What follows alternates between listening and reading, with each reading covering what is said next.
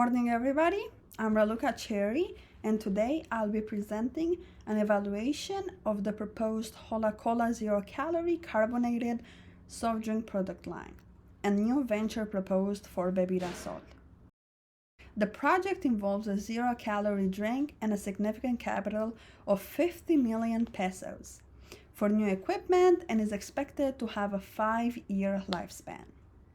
Our analysis utilizes a tax rate of 30% and the project's estimated weighted average cost of capital of 18.2%.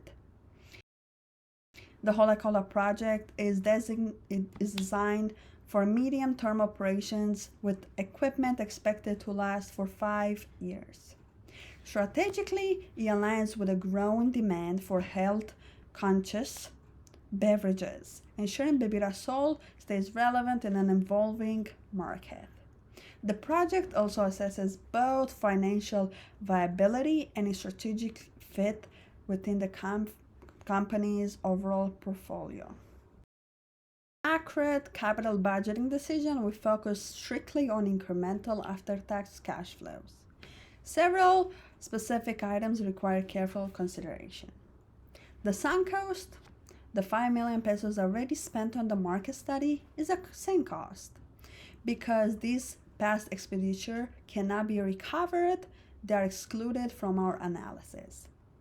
The opportunity cost, Antonio Ortega, the CEO of Bebida Sol, received an offer to lease the unoccupied annex for 60,000 pesos a year. So if Hola Cola project uses the space, Bebida Sol forgoes that rental income. This foregone revenue is a relevant opportunity cost and must be included as an annual expense. The financial costs, while Antonio's banker agreed to a loan with a 16% interest rate, interest changes are considered financial costs and are already accounted for through the 18.2% WACC, which is the discounted rate. Including interest as an operating expense would improperly double count the cost of financing. The working capital, the project requires additional working capital, which is treated as an outflow at the project's inception, which is the year 0. Typically recovered as an inflow in the final year. Erosion, the market study indicated that the new product will erode sales of existing regular sodas, costing the firm 800,000 pesos of after-tax cash flows annually. This cannibalization effect is essential to include, as ignoring it would lead to an overestimation of the project through incremental profitability. The initial evaluation, which we termed as Scenario 1, assumed no increases in material, labor, or energy costs.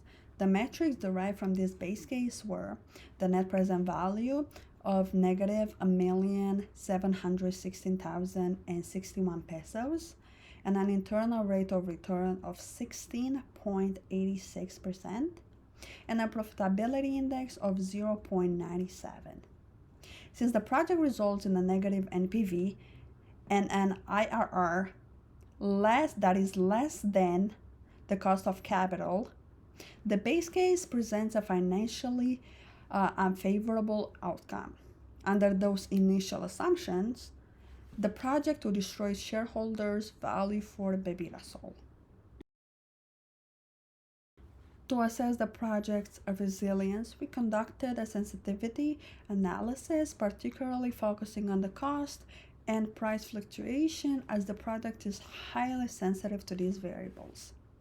Scenario 2 introduced annual 5% increase in unit raw material, labor, and energy costs starting in year 1.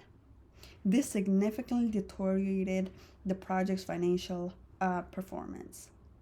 The NPV dropped to negative 4,600,099 and 490 pesos, and the IRR falls to 14.40%. The NPV became even more negative, and the IRR dropped further below the cost of capital, highlighting the project's extreme vulnerability to operating cost fluctuations.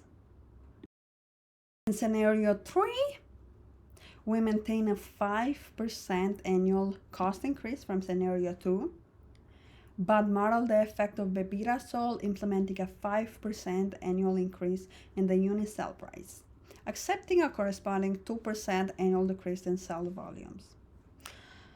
This strategy led to a notably improved outcome. The NPV was positive and was 96,107 pesos, and the IRR was 18.27%.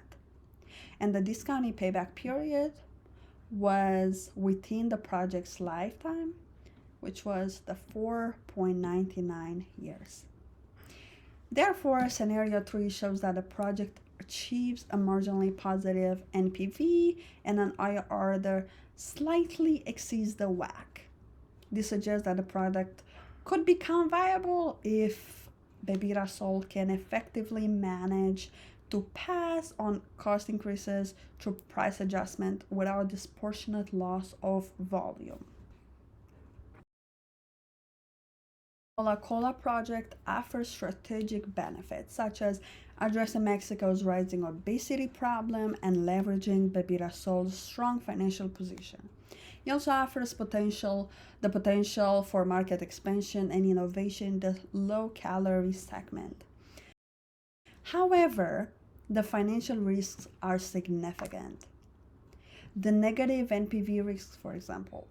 The base and cost escalation scenarios show potential losses, indicating financial vulnerability.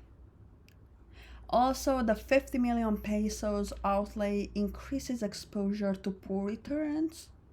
The consumer interest in low-calorie soda remains very unpredictable.